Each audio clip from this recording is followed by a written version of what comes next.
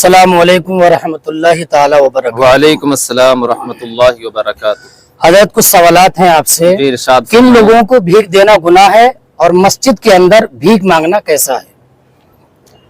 देखिए, वो लोग जो सेहत व तंदुरुस्त होते हैं, जिनके अंदर तवानाई होती है, ताकत होती है, जी ऐसे लोगों को भीख हरगिज नहीं देना चाहिए। अच्छा और जो लोग ऐसे लोगों को भीख देते हैं वो गलत करते हैं, गुनाह भी मिलता है। अच्छा अब किन लोगों को भीख नहीं देना चाहिए, इस ताल्लुक से एक हदीस पाक पहले मुलाजा फरमा लें।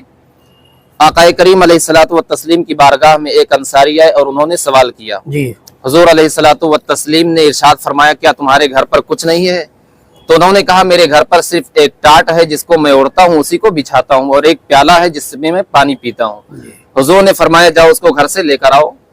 वो लेकर आए तो हुजूर ने फरमाया, इस चीज को कौन खरीदता है? एक साहब ने अर्ज किया कि इसको मैं 1 दिरहम में खरीदूंगा। हुजूर ने फरमाया, इससे ज्यादा कीमत में कौन खरीदेगा? दूसरे साहब ने कहा कि इसको मैं 2 दिरहम में खरीदूंगा। हुजूर ने वो सामान देकर 2 दिरहम ले लिया और सवाल करने वाले को दिया, और आपने इरशाद फरमाया, जाओ 1 दिरहम से राशन खरीदना और दूसरे दिरहम से कुल्हाड़ी खरीद कर लाओ।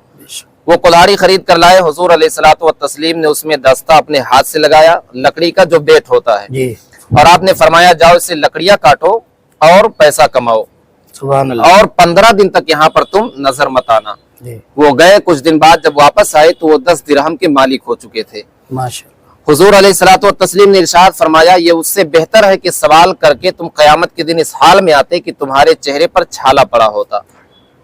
इसी तरीका एक मजमून बुखारी शरीफ की हदीस में हुजूर अलैहिस्सलाम ने इरशाद फरमाया कि जो शख्स ताकत सेहतमंद होने के बावजूद भीख मांगता है बगैर जरूरत के, जी तो ऐसा शख्स क़यामत के दिन इस हाल में आएगा कि उसके चेहरे का गोश्त गायब होगा।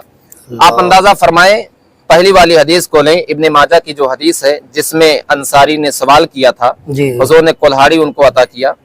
तो उस हदीस को देखें, हुजूर ने उनसे क्या पूछा था कि तुम्हारे घर पर कुछ है कि नहीं? उन्होंने कहा सिर्फ टाट और एक प्याला है। प्याला है, उतना होते हुए भी हुजूर ने उनको सवाल करने से रोक दिया। रोक दिया अल्लाह। और आज के भिखारी ताकत भी है, सेहत भी है, अच्छे से चलते हैं फिरते हैं, जेब में स्मार्टफोन होता है, मोबाइल होता है, गाड़ियों से चलते हैं, और इसके अलावा भी उनके जेब में पैसे होते हैं, खाते पीते हैं, उसके बावजूद सवाल करते हैं।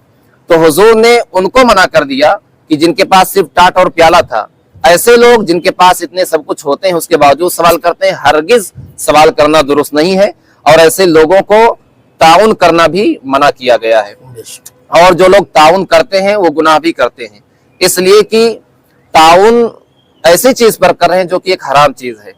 अब दूसरे मसले पर आते हैं कि मस्जिद के अंदर मांगना कैसा है। जी तो चूंकि मस्जिद के अंदर आप देखें, दुनियावी बातें करने से भी रोक दिया गया, बिल्कुल फरमाया गया दुनियावी बातें करने से नेकियां इस तरह चली जाती हैं जैसे आग लकड़ी को खा जाती है। जी जी तो आप अंदाजा फरमाएं, दुनियावी बात जो कि जायज उससे भी मना किया गया, जी और मस्जिद के अंदर सवाल करना ये हराम है। फुकाहे किराम फरमाते हैं, बारे शरीयत के अंदर हुजूर सदरुल शरिया अलैहिर्रहमान ने लिखा कि मस्जिद के अंदर सवाल करना हराम है और देना गुनाह है। अल्लाह।